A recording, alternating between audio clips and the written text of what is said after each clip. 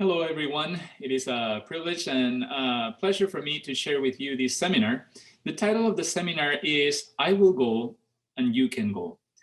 Basically, the seminar will be addressing five main points. The first one being, how does AFM relate to the I Will Go strategic plan from the General Conference? The second one is, how important is it to be connected locally before going globally? The third issue that I would like to address during this seminar is, what does it take to be a missionary? Fourth one is, how does it work? And finally, at the end, I would like to share some experiences from real life missionaries and how they play out the principles that we are mentioning here. Let me share with you a presentation that will help us see the principles we are talking about here. I will go, you can go. From 2020 to 2025, the General Conference is using a strategic plan that is called I Will Go. This strategic plan, I Will Go, is a continuation of Reach the World, which was the previous one. And basically what the I Will Go strategic plan does is it outlines 10 main objectives. These 10 objectives, we can say, are divided in three different categories. The first being mission, the second being spiritual growth, and the last one deals with leadership. Each one of these categories have different specific objectives. And during the presentation, I want to share with you the first four, which deal with mission. So let's go with that. The first strategic plan, the first objective of this strategic plan is to revive the concept of worldwide mission and sacrifice for mission as a way of life, involving not only pastors, but every church member, young and old, in the joy of witnessing for Christ and making disciples. So what the General Conference, what our church is trying to do during these 5 years is to extend, to revive, to bring back, the concept of worldwide mission. Now, why is that? You probably are aware of many articles that have been written. Like many times we as Seventh-day Adventists believe that the message has gone out everywhere already. Is that right? And that there is not much need to go out to send missionaries. But the more we study, in the area of missiology, we realize there are at least 7,000 unreached people groups in the world. About 2 billion people are in countries, in locations where unless somebody goes, they will not be able to hear the message. Is that right? So that's why one of the main objectives for these 5 years is to revive this concept. And it is important that here the plan that the General Conference has is to revive it not only in leaders, pastors, but every church member. The second objective is to strengthen and diversify Adventist outreach in large cities across the 1040 window among unreached and underreached people groups and to non-Christian religions. This is a very important objective also.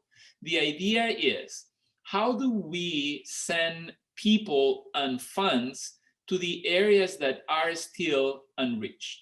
We can see that not only in what we call the mission field, that is in countries where the numbers of Christians or Adventists is very low, but we can even see it in our own cities here in North America. I live in Berrien Springs, Michigan, and when we see North America division, we realize that there are many cities here that also need the gospel, that also need somebody to take the good news of Jesus to that. But here, the purpose is to extend that across the 1040 window and then among unreached and underreached people groups and to non-Christian religions. So that's the second one. The third objective is to make developing resources for mission to non-Christian religions and belief systems a high priority. This is very important. Why? Because there might be people who are willing to do it, but then do we have the resources that those people need in order to accomplish this goal. Yeah.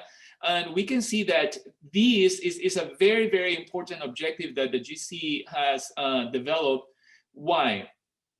Because we are noticing, yeah, that there are more and more people who are trying to make a difference, but unless we are using resources that actually have been proven and are working, the task becomes even a little harder, no? And the fourth objective is to strengthen Seventh-day Adventist institutions in upholding freedom, holistic health, and hope through Jesus, and restoring in people the image of God. Yeah, so this is working through what already exists, you know, the institutions that already exist. I'm really excited about this strategic plan, and you can, I would invite you, you know, the General Conference has done a beautiful job in outlining these 10 objectives. I will encourage you to do that. But I want to deal with these first four, because that's how we as an organization, Adventist Frontier Missions, interacts, yeah, with the objectives, with this first one. And the way I see it, how it starts is, unless we have a strong activity locally, it is difficult to extend our work globally. So many people, I mean, I don't know if it happens in your church or if it happens in your family, but it is very exciting to think about going far away where people have not heard the gospel. Is that right? I mean, when you think about it, I don't know if you grew up reading mission books, and I mean, sitting around and just listening about that is amazingly exciting. But the challenge that I find, at least, is unless the people who are going or who are praying about going globally have had an experience here locally, it is very difficult to accomplish that. Yeah, so I would say that the first point that we need to establish is we need to start making a difference locally.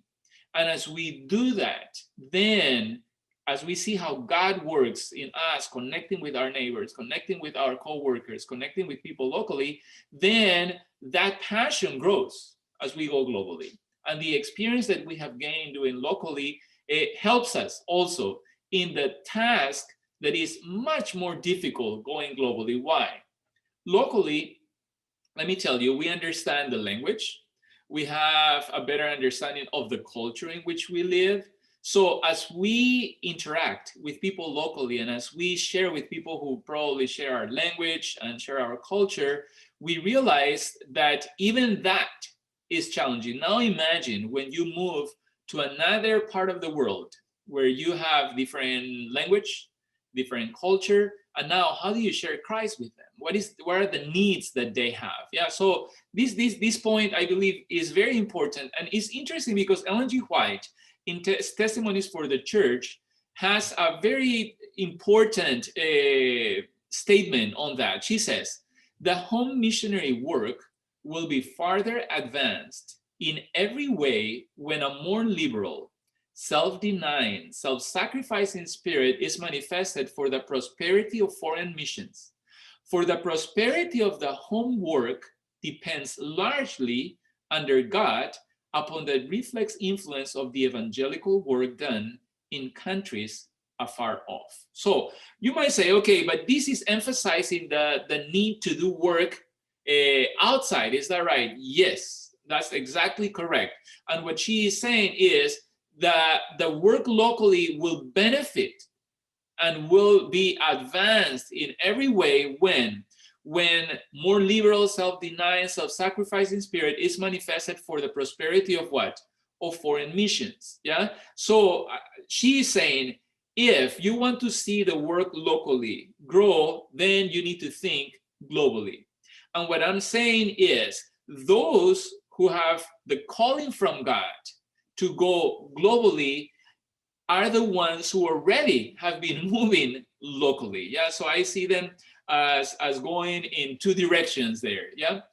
Now, she continues saying, it is in working actively to supply the necessities of the cause of God that we bring our souls in touch with the source of all power. This has been very important. This important principle, we have seen it as an organization, with Adventist Frontier Missions, churches that are actively involved and who are either supporting a family, who are missionaries, or who are sending young people as short-term missionaries or as student missionaries.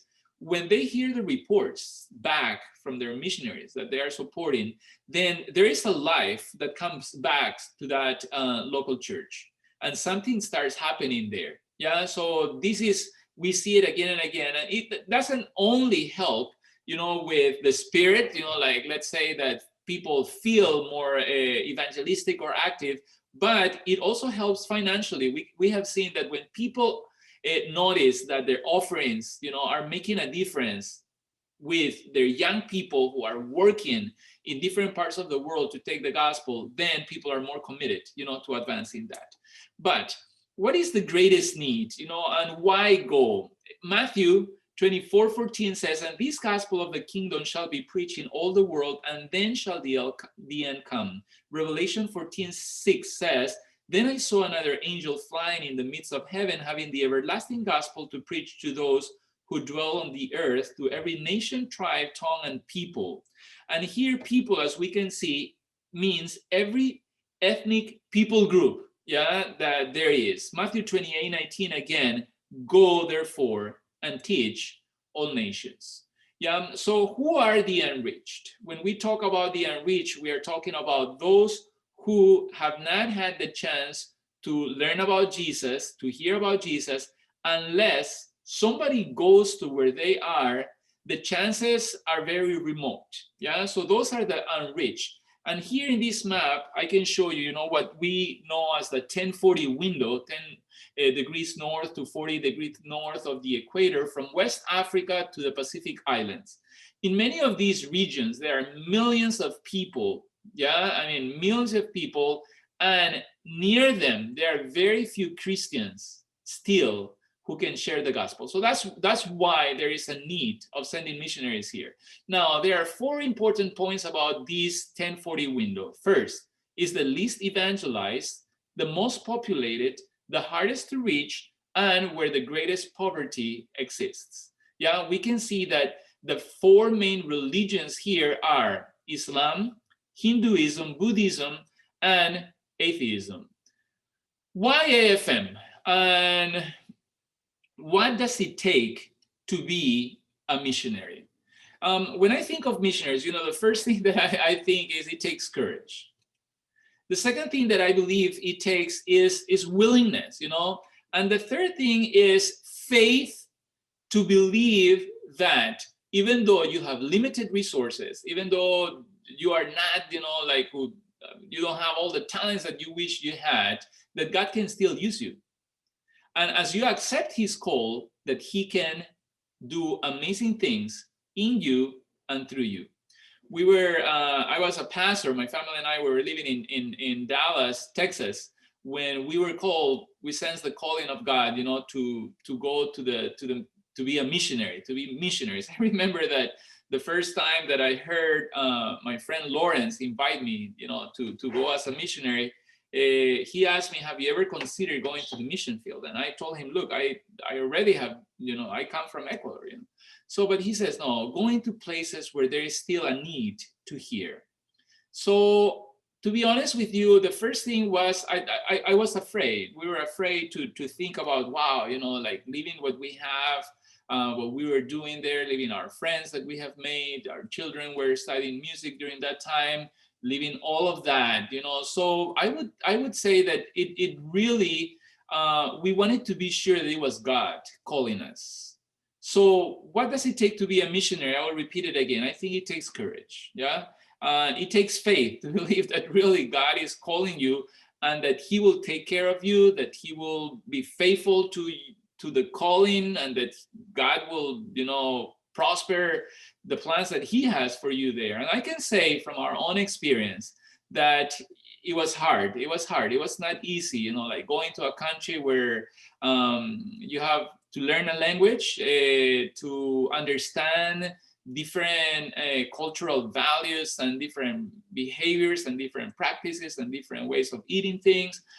It was not easy, but when I saw the first person that was giving her life to Jesus as the influence, of the missionaries who were there. That was a beautiful moment, and I would say that made it worth it. And now she is being a disciple that is making a difference in the life of other people.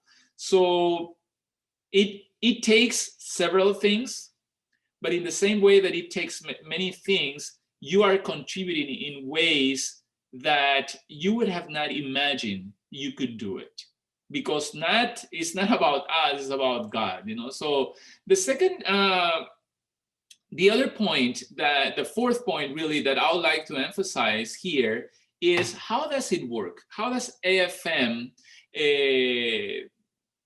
work? How AFM's worldview transformation approach work? In the previous seminar that I shared with you, I went in depth with each one of these, and this time around, I would like just to emphasize the world transformation aspect of that. Yeah, so I want to go quickly. As you can see here, the first aspect is the preparation. The second is the connection. Then you look for ways to introduce the gospel, to renew, to move towards a more biblically shaped worldview. Then you cultivate a Christ-centered culture. You move into developing and identifying, coaches and leaders that are local who will continue that.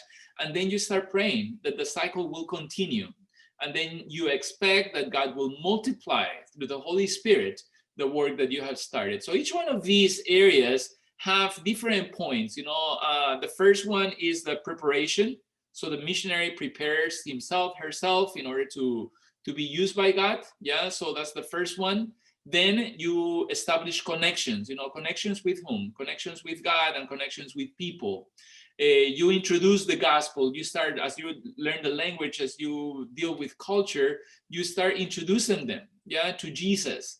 And then this is the point where perhaps I would like to stay a little longer this time around, is you move them toward a biblically shaped worldview. Yeah. Now, why is this so important? Because many times we concentrate, mainly on sharing doctrinal beliefs, but these doctrinal beliefs, if we have not spent time understanding the cultures, we don't understand what the implications for accepting those are, and how their lives are going to change as they embrace this truth. So it's very important to understand that, all of us have a way of looking at the world, all of us have a worldview. Many of us are not aware of that, but our actions are shaped by that. So as we spend time, like what we do as missionaries is, we go first, learn the language, take the time to understand the culture. And then once we have done that, we're trying to understand, okay, what are the areas where the biblically shaped worldview will, or their worldview will have to adapt and change so that it will be a biblically shaped worldview. Yeah, so that's perhaps one of, I would say, one of the most important things that are happening now through the whole process. Again, this is not a linear process, but it's something that is happening, in an ongoing basis. As we make connections with people, as we discover who the influencers, in the culture are, we are helping them find for themselves who God is, what the good news are, and then what areas of their worldview, of the way they have been looking at life and the way they are doing life, need to be shaped by the Bible. The next one is to develop a Christ-centered culture. And after that has been done, once the local people have discovered and have developed a Christ-centered culture, then these people become the leaders who will be the ones sharing all the good news, everything that they have learned. Now they will be finding ways to share that with their local people. The beautiful thing about this, as you can see here, is that the Holy Spirit is the one that is guiding the whole process. Now, what is it like to commit to serving cross-culturally culturally for many years. For many people, I can mention several families. Let me share probably 3 or 4. Kent and Leonda George, they have been missionaries over 20 years with AFM. And they are in the Philippines. They lead the Palawan projects, and they already have committed their lives really to being there. Yeah, so they have seen generations of young people embracing the message, understanding where their worldview differs from a biblical worldview, and then they have created, yeah, ways in which they can share with the local people what those principles, what those areas are. So for me, it's beautiful because they have had the time to see local people that they started training as they were, children or young adults, and now they are the ones leading and teaching. Yeah. Another family, Chris and Shannon Sorensen, they are missionaries in Thailand. They have been with AFM for about 18 years in Thailand. Yeah, their children grew up in Thailand. They speak Thai. They understand the culture. When you look at them, when you interact with them, you realize that they are probably more Thai than they are American, in culture, just because they have been shaped by the culture. But I would like to share today about a couple who lived in Benin. Yeah, as you can see in the northern part, you see several towns. Kandy is one of the towns where Pastor Michel Bade and his family worked. Also, they have been missionaries for many years. But I want to go to Natitingu. Yeah, in Natitingu, I want you to meet this couple. Yeah, so he is Ulri and Toussaint. I had the opportunity to visit them, and here they are celebrating their anniversary. We went out. I said, where do you want to celebrate anniversary? Wedding anniversary. I said, oh, let's go eat pizza. So for them, that was a special time. And I was listening. Ulri has been in Benin for over 20 years now. In this location, she met Toussaint, and they fell in love, they got married, and they committed to spend the rest of their time, making a difference for God's kingdom here in this location. So for me, it is interesting because what Toussaint does and what Ulri do is they are helping the new generation of children and young people, to develop and to learn what a biblically shaped worldview looks like. Yeah. So together as a family, one of the things that they do is that their home is open all the time for people to come. Yeah. So many times we think that as missionaries, our task is to only teach. Yeah, and that's one aspect of that. But one thing that I learned as I've spent many times visiting Ulri and Toussaint is that for them, being a missionary means living among people every single day, morning, afternoon, evening, during the hot season and during the cold season. Yeah, when there is sickness, when there is happiness, when there is birth and marriage, and when there is death also. Yeah, so they show people, how do you as a Christian interact with those happenings in life? And that's very important. Yeah, so for me, when I saw Toussaint, and something that I admired from them, and for me has been really inspirational, is that they do what local people can do. So they are trying to show them what being a Christian, maintaining, a lot of their practices that are good, looks like. They farm there and they teach them how to do it. They eat delicious local food from there. And then they have also spent time. The second aspect is, the first one is, you live among them. You learn. So Uli, although she is originally from Germany, she is also a French speaker. So she had that advantage when she went.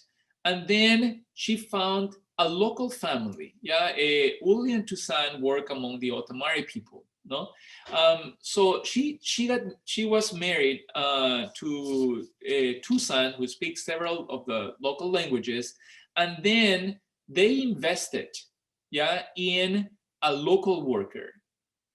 And here's Hyacinth with his wife and children, and they spent many days, yeah, living life with them, just experiencing normal life with them.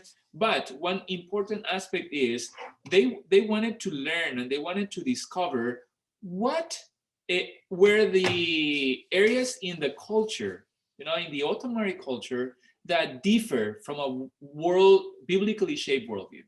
And that's what they met every 2 weeks to discuss those things. Yeah, to discuss that, to learn what that means. And then they were addressing specific needs that the Otomari people had, that the Otomari people, struggle with through the lenses of the Bible. Yeah, and I had the opportunity to participate in several of those meetings, and it was fascinating. Like the topic of polygamy. How do we deal with polygamy? How do we address that from a biblical perspective? How do we address with another important, very important aspect of the culture is the ceremony that help them with transitions. When a young boy becomes a man, when a young woman becomes a woman, a young girl becomes a woman, what do they do?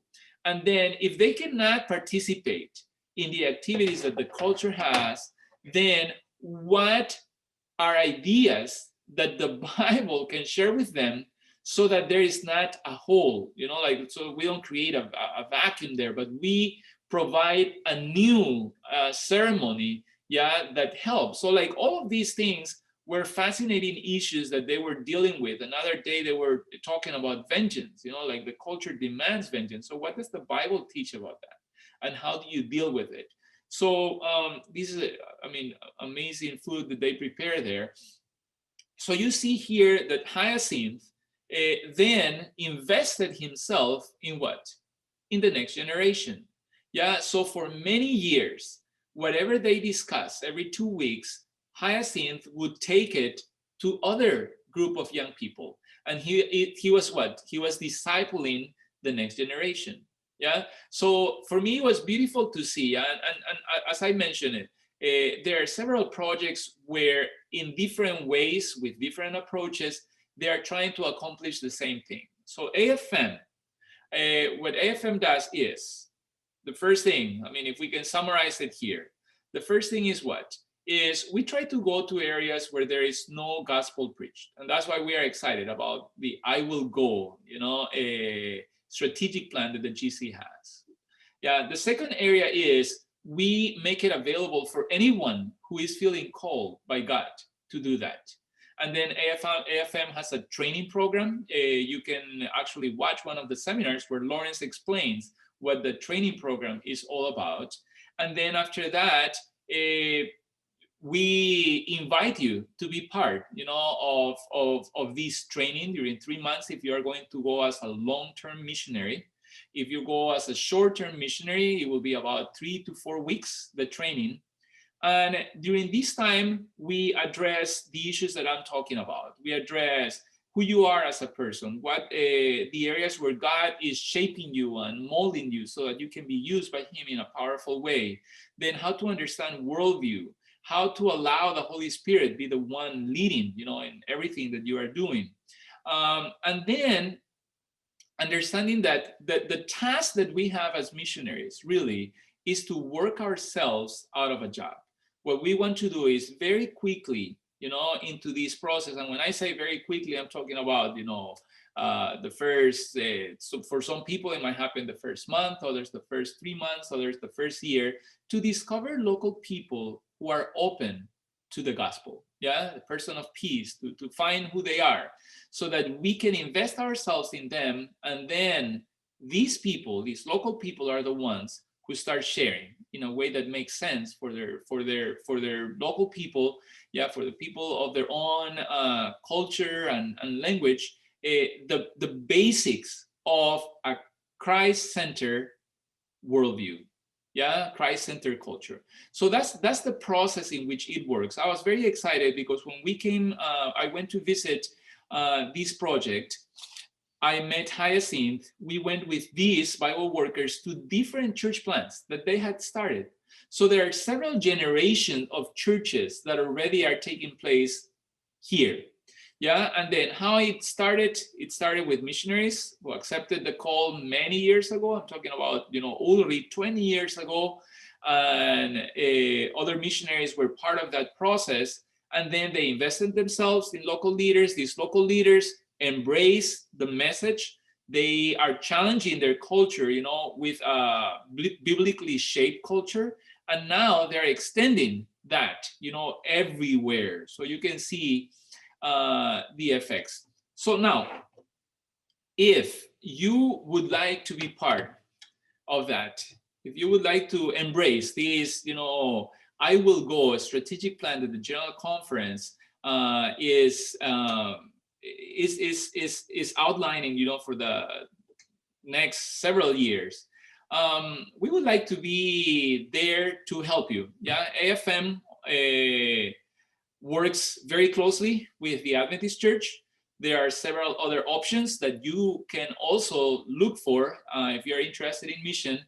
But if you would like to try AFM, we'll love to connect with you. We'll love to help you to navigate the area of mission. If your church is interested, in sponsoring a missionary family, or if your church is interested in sending young people on an ongoing basis to be short-term missionaries in a project, or if your church wants to have somebody who comes and tells them more about missions and how they can engage, we'll love to do that. You can find us at afmonline.org. You can also follow there the stories of our missionaries. And as I mentioned before, there is nothing more beautiful, that your church listening to on an ongoing basis what God is doing, not only here locally, which I believe is where everything starts, but also extend the blessing that we have globally. So if that is what you would like to do, please communicate with us, afmonline.org. You can also find us on social media, different places there, Facebook, Instagram, Twitter, YouTube, Vimeo. You can find some of the stories that I have mentioned and many, many more. So please contact us if you're interested in learning more, and we'll love to connect with you. Thank you again for taking the time for this seminar. And if you have any questions, we'll be very happy to answer them at the end of this time. God bless you.